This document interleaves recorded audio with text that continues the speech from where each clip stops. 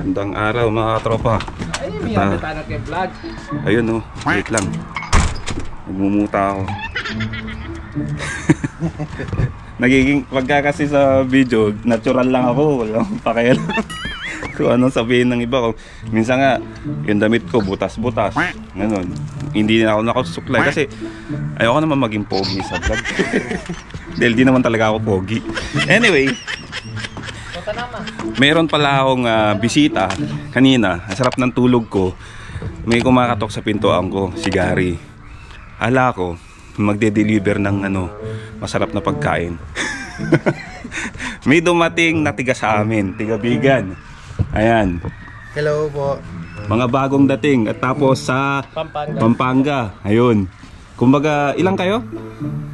10. Sasamahan natin para bumili ng mga gamit nila. Kasi mga bagong dating, mga MP. Ayan, kung nakilala niyo po sila, nandito na po sila. Next time na po sila magbayad ng mga utang nila pagka okay na. So sa ngayon mga tropa, mag-intro muna tayo.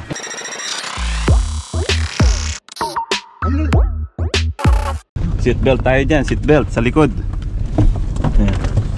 Seatbelt baka maraming buhaya dito. Ganito kasi yan, pupunta kami sa mga grocery store at sa mga kasi bibili sila ng mga gamit nila. So dito nga na pala, kaya ako kayo pinagsi-seatbelt dahil bago lang po sila. Anong oras kayo dumating? Alas 3. Alas 3? Alas 2? Hindi, dito sa Nipawa. Okay. Dito, yan, bagong dating, fresh na fresh. So may jet lag pa yan mga katropa. At dito kasi pag di ka nag-seatbelt, hindi ako magbabayad pag nahuli tayo. Hindi driver? Hindi driver. Ang magbabayad mismong ikaw na hindi na-seatbelt. Ang bayad niyan is 300. Magkano yan sa Pilipinas? 15,000. Papuntang ganun. Less than. Di parang sayang din isang araw nyo pagka ganun. Anyway, samahan nyo po kami mga tropa at tulungan natin makahanap sila ng mga gamit. Yan. Baka maparami kayo ng bili. Kuha tayong bag. Dito kailangan ng bag to. So dahil first time mga tropa, kuha tayong bag. Kasi kailanganin nyo ng bag. Dito kasi may bayad ang bawat bag dito.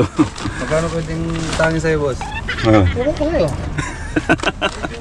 Honestly, dito kasi mga tropa, ang bag dito talagang binabayaran eh. May bayad talaga ang bag dito. Kaya dapat pag nag-grocery ka, handa ka na meron kang bag na dala. Malamig. Eto, bagong gising. Ano pangalan ka tropa? Nathaniel, taga saan? Taga Davao. Davao, ayun. Sa mga taga Davao dyan, ayan. Andito na si Nathaniel. At sa mga kaibigan ni Nathaniel, magtanong kayo sa kanya kung paano makapunta ng Canada. Sige lang, tingin-tingin lang kayo dyan. Yung kumot ko dun, may butas eh. Ang ang kailangan palang bilhin nyo is mga comforter.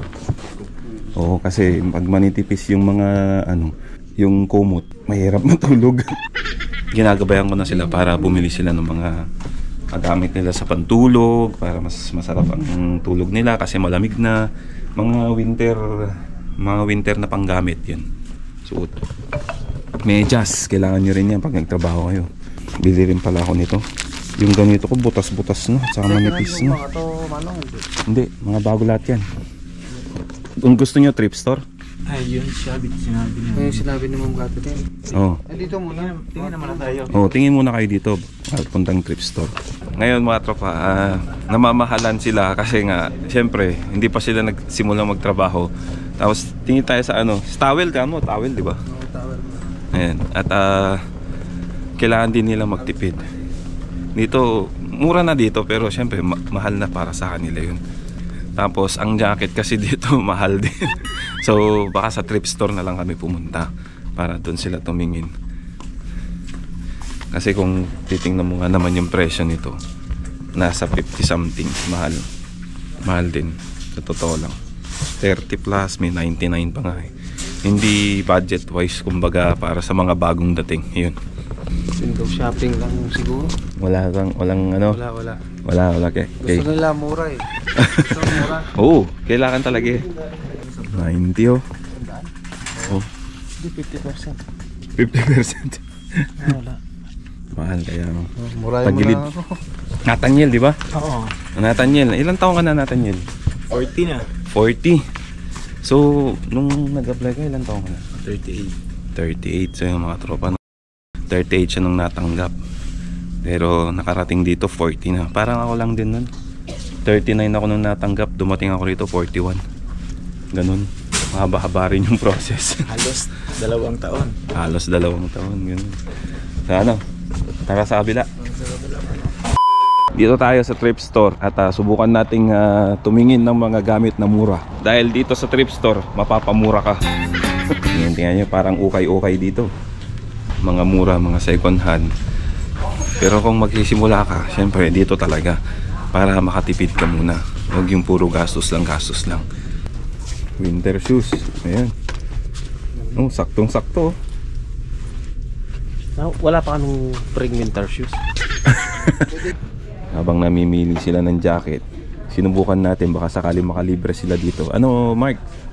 Kamusta ang ano mo rito? Dating? Palamig. Kaya kailangan mo ng jacket.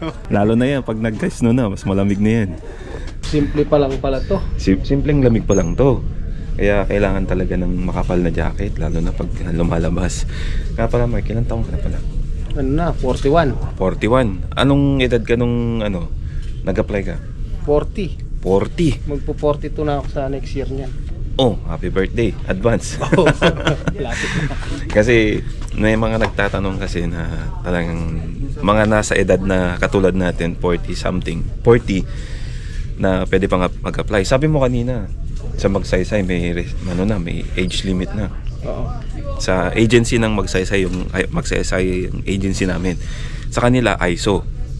Pero sa ISO, tumatanggap pa rin sila ng as 40. Oo, 40. 40 hanggang 40 lang. Alam ko 42 eh. 42? 42 na ngayon. Hindi natin sigurado yan, pero Pabago-bago kasi. oo, mas mabuti kung ready na kayo, may experience, kompleto na yung documents nyo, para pag nag-apply kayo at the age of 40, at least tanggap pa. Oo. Ayan, so masasabi ko lang kila Nathaniel at saka kay Mark, likod, tingnan lang, ingat-ingat lang sa pagbubuhat. Dahil sa age natin, likod yung inaano natin. Yung balakang na. Oo, balakang yan. Baka pag nagganong ka na, wasak na yung sa likod. Okay sana, sumaliit dito. Oh, tight na tight dito. Tsaka dito, tingnan mo, bitin na bitin. Huwag kang mag-alala, pag tumagal ka rito, papayat ka na. Baka may extra ka dyan, Mano. Extra? May extra ko doon, malaki. Hindi, Yung sapatos? Oo, yung sinabi ko sa'yo. Yung kung may size 9 ka, 10. Ah, 11 lahat eh. Pass. Malaki kasi yung paa ko. Oo. Malapad.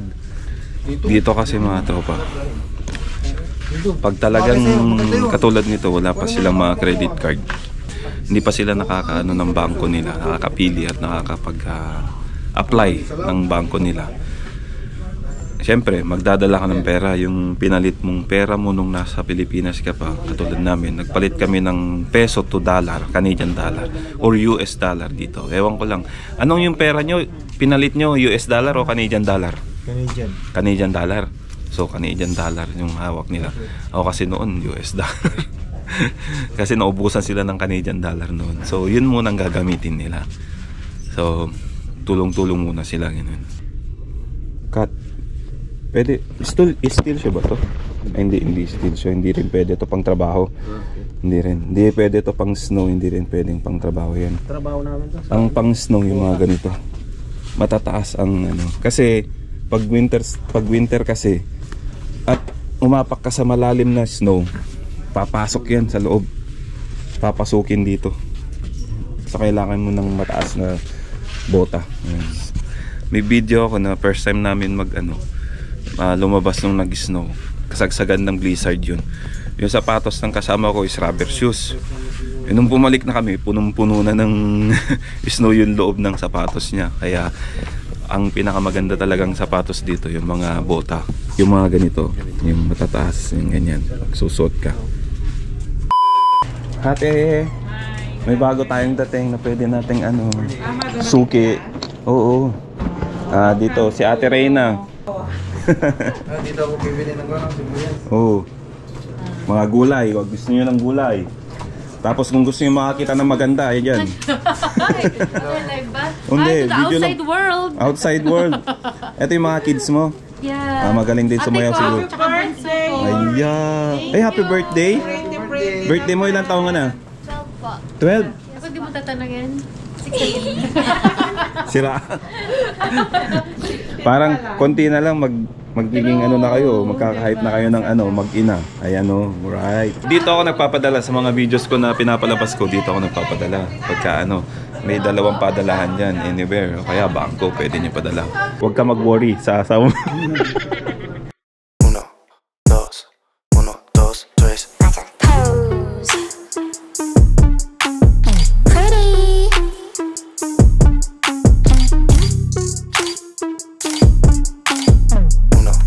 2, 1, 2, 3. Pose. Pretty.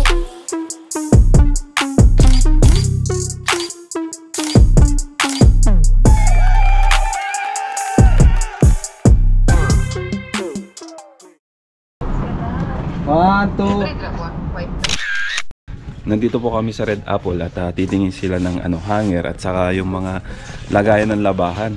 Yung ganito. Kaso, maliit. Ano yan? Konti. Oo. Kasi bakit kamo? Bakit kailangan ng malaki? Dahil pag winter na, yung mga jacket malalaki.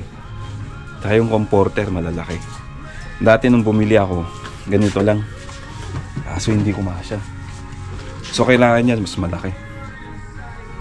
Mas malaki. Malit lang yun. Pili sila na ano, ng lagayan ng dumi, ng damit pag natapos na para hindi mangamoy yung buong kwarto. Ako dati nung bumili ako ng ano, lagayan ko ng dumi ng mga damit, ganun. Bumili ako ng no, yung parang basurahan, yung napanood nyo dun, timba, yung pa lang yung una noon. Akala ko okay na yun, akala ko enough na yun, hindi pa nakasya yun. So bumili ako ng mas malaki, talagang lagayan kasi pag winter kasi yung mga jacket na ganito, yung lalo na yung pang winter jacket, malalaki sila. So mapupuno agad yun, so hindi kasya. So kailangan talaga bago ka bumili, siguraduhin muna. Ako, mistake ko yun. So pambili ako ulit. Pambili ulit ako. Kaya sabi ko, bili kayo ng ganito, yung mas malaki na. Ayan.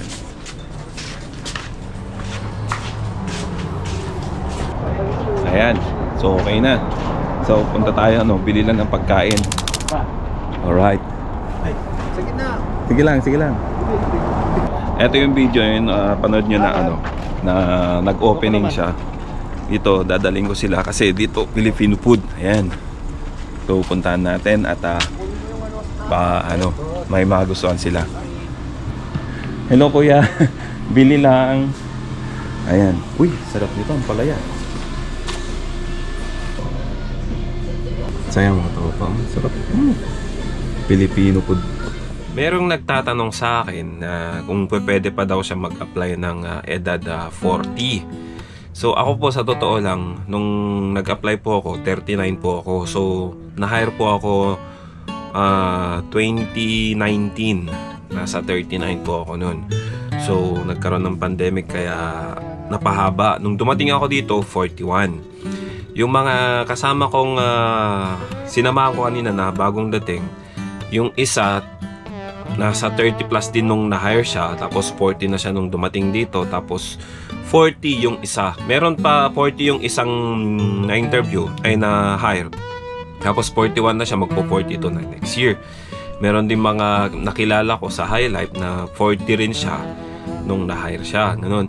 Ang masasabi ko, subukan nyo lang po sa Magsaysay o ISO na mag-apply. Baka sakali pong maipasa nyo. Pero dapat po ready kayo sa inyong mga requirements. Kailangan po meron kayong certificate of employment sa inyong amo, sa boss nyo kung saan kayo nagtatrabaho, meron kayong sapat na experience. Ang pagkakalam ko po, minimum 3 years. Tapos IELTS at saka kailangan po talaga NC2. Yun po talaga ang kailangan. Kasi sa agency, mga agency diyan sa Pilipinas, hinahanapan po talaga. Tsaka yung IELTS po. Dito po sa Canada kasi, kailangan po nila ng mga ganong requirements kasi may mga points po sila. Points na ina-accumulate nila. Yun yung tinatawag na comprehensive ranking system dito sa Canada. Pag mag-a-apply ka ng PR or pagpasok na, hinahanap yan yung education background mo, yung experience mo, age, yun lalo na po sa age, yung breakdown ng age po, kung may spousal ka o walang spousal. Pag nasa 45 ka na or more, 0 points na po. Kaya pagka mag-a-apply, nasa 40 ka ni at ready ka na, dapat kompleto na yung requirements mo, yung mga experience na pwede mong ipasa doon. Ang pinakamalaki talagang points na nabibigay is yung provincial nominee, kung saan ka magtatrabaho at kung saan ka ilalagay, saan ka pupunta. So, yun lang po ang may sasabi ko. Magandang tulong po. Mas maganda kung tingnan nyo po dito sa IRCC yung comprehensive ranking system nila para malaman nyo po kung ano po yung mga points na kinakailangan. Para po mai-ready nyo yung sarili nyo kung sakaling kayo po ay nagbabalak mag-apply dito sa Canada. So, hanggang dito lang mga tropa at sana nakatulong to at dun sa mga nagbabalak na mag-apply ng edad namin, na mga katulad namin, subukan nyo pa rin. Wala naman siguro mawawala, pero dapat handa kayo dun sa mga requirements na hahanapin nila sa inyo. So, yun lang mga tropa at maraming salamat at sana nag-enjoy kayo sa video na to. Mabuhay po tayo lahat. Baby, you give me ice and fire. Dito, pwede ka magpadala dito.